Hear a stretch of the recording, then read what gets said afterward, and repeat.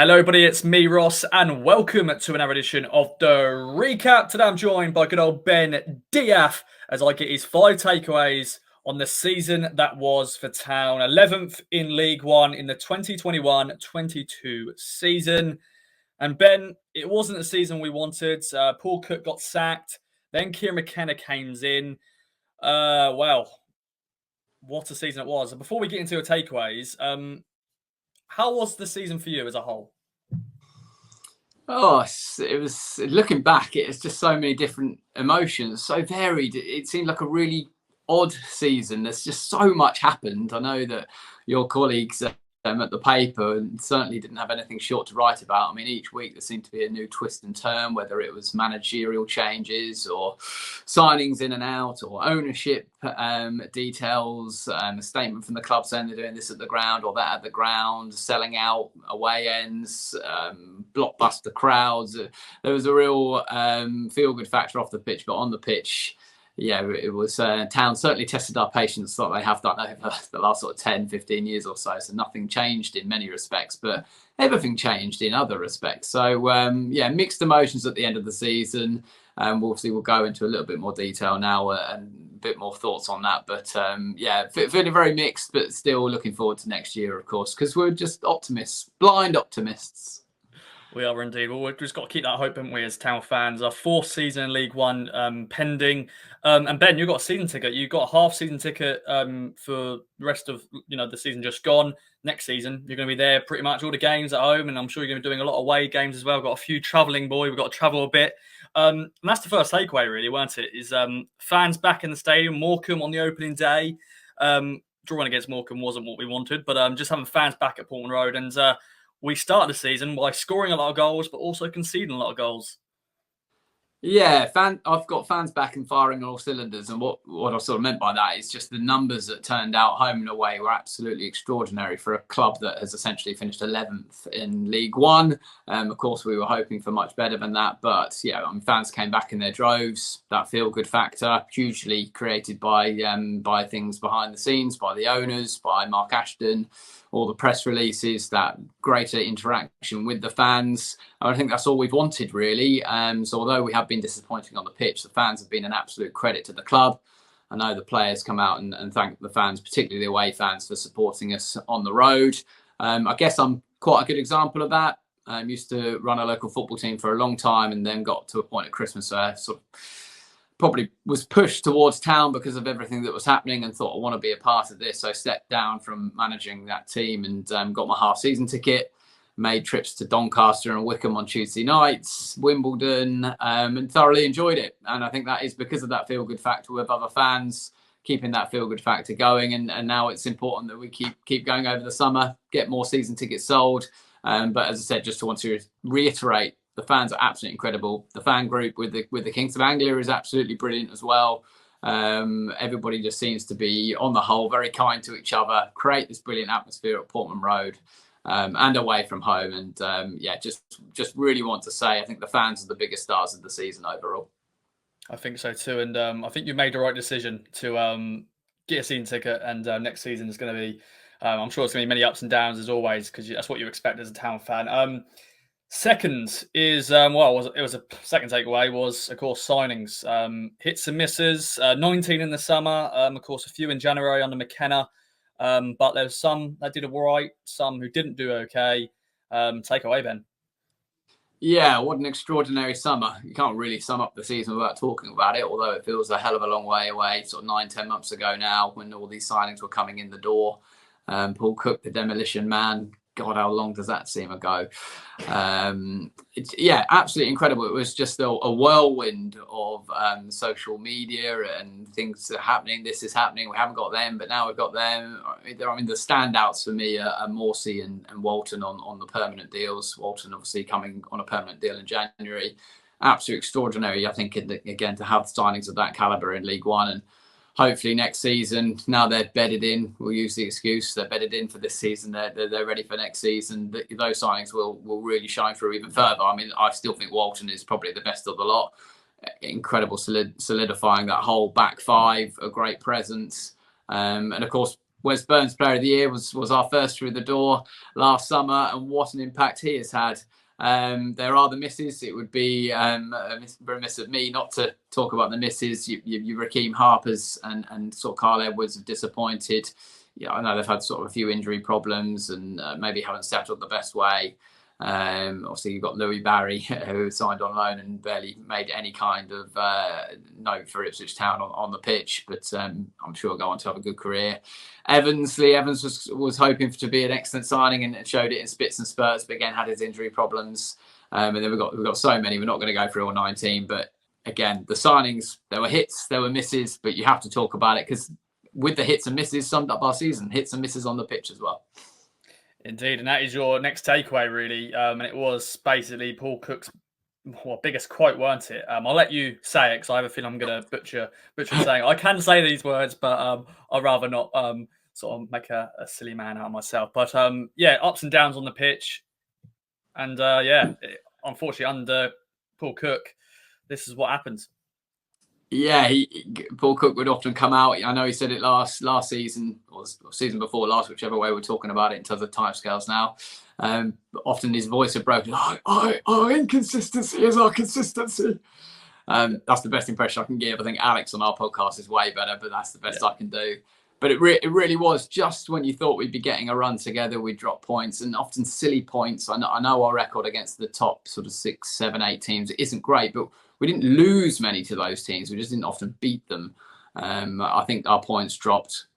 Cambridge United stands out as a local Cambridge boy. I've got plenty of stick for not being able to beat Cambridge United this year, but yeah, drawing away at the Abbey, being 2-0 up, and then a really frustrating afternoon at Portman Road in the home game. We're losing 1-0. We also dropped some really silly points. Morecambe's another, isn't it? We dropped silly points against a team that we should be beating. So yeah, there's plenty of ones I can pick out, but just we need to show that consistency to get out of this division. And what was so disappointing is you just get excited about Town trying to get 3-4 wins in a row. It just seemed impossible for some reason. So that is what we've got to improve on next year. So yeah, a big takeaway this year is our inconsistency was unfortunately our consistency. Indeed. Get on a t-shirt, but hopefully not. So near, but so far, Ben. That is your next takeaway. And I made a big statement, of course, in December the season was dead. Of course, I was hoping it wasn't going to be. And Kieran Kenner brought a new, fresh life to this team. We were getting some great wins, getting some good results, but then also we got some frustrating goalless draws. We were losing a few games as well. We couldn't beat the Rotherhams. We got a good, of course, point against Wigan, but at that point, the season was over and there was no chance getting the playoffs. But so near, Ben, but another season not getting to the playoffs. Yeah, Ross, you called it very early doors, and of course have been proved to be right. You're almost like a prophet, Ross. I was one of the fools that wanted to keep. I mean, it's no fun without keeping the hope. You know, that's what us fans must do: is keep the hope and back the team. And fingers crossed, you're going to do something extraordinary. But even going back to the games before Christmas when Cook was in charge, we beat Pompey 4-0 away. Thought, is this the start of something? Here we go. 6-0 at home to Doncaster. Here we go. 4-1 away at Wycombe. I remember particularly feeling that night like, we're going to put a run together now. But it was always so near and so far. I know we're talking about inconsistency again, but when I think a game that really summed it up, which was strange, it's still one of my favourite moments of the season, even though it was heartbreaking because in a way the team made me feel again. For a long time, going under the McCarthy years, the Hurst season and Lambert, I was just numb to whether we won or drew or lost. I'd see the result, obviously be happy if we won, but just numb to it. Then the emotion has sort of gone out of following Ipswich Town. I've followed them since I've never followed anybody else. First game when I was 5 years old, like most fans, I'm sure, but just it didn't mean as much. When we went to the game I'm talking about is Oxford away, an unbelievable atmosphere in the away fans in the away end. And as the game grew, we had a decent start. It was 0-0. Again, the hope is there. We're getting so near. Then everything was building to a crescendo. You could feel Morsey and Bond came on and it changed the aspect of that game. And a little bit like our season, there were certain sort of peaks and troughs and things when you just thought it was changing, you just thought it was going our way, and it was ripped back out again. So when Selena scored and that away and went bonkers, it is probably up there one of my favourite moments of the season because you just felt like something was happening. Like it was brilliant. I remember Burns with his cap on, and the singing afterwards extraordinary. And then, of course, the header with the last kick of the game. Players were out on their feet. The fans just shock initially. So yeah, so near, but so far. We had other results after that. We had a brilliant home performance with the Plymouth game as well. 1-0 stands out again, thinking that we were going to be able to get back on the playoff trail, but we are still quite far away. So I think with McKenna, we've come a long way in terms of our playing style, and you've got to look to that defensive record, which is so much of that to be proud of, but we're still a long way away. We're not going to go into what we need hit right now, but yeah, so near, but yet so far, Ross. Indeed, but you've said it already multiple times in this video. There's a lot of positivity, a lot of hope for next season, and I feel this could be the first sort of summer we're going to go into a League One campaign. It will be the 4th year. We just finished 11th, the lowest position we've finished since 1953, back in those wholesale days.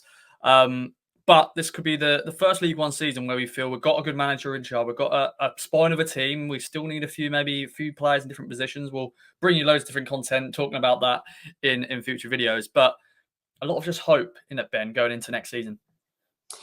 Yeah, definitely. If you're a Star Wars fan, maybe we should call it A New Hope. I'm not a Star Wars fan, but I know that would be suitable for if our Ipswich fans are feeling over the summer, I think, because the signings that we made last summer, the ones that have done well, will obviously stay, and we can build a team around for next season. We do need new players in certain areas, which, as you say, will be huge rumours flying around all summer, but that's all part of the game and all part of the fun.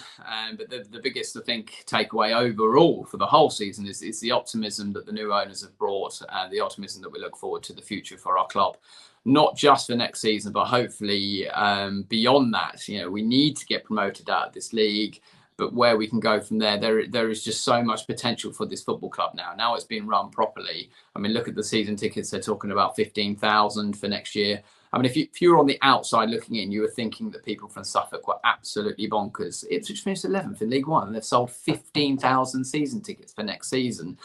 The support is there because, you know, we hope that it's not misplaced. Our faith is not misplaced. We hope that we are going in the right direction, and we don't want to miss out on that. Everybody who's got a season ticket for next year does not want to miss out on it after years almost in the doldrums of English football. You know, we've not been at the new Wembley. We've not been promoted for decades.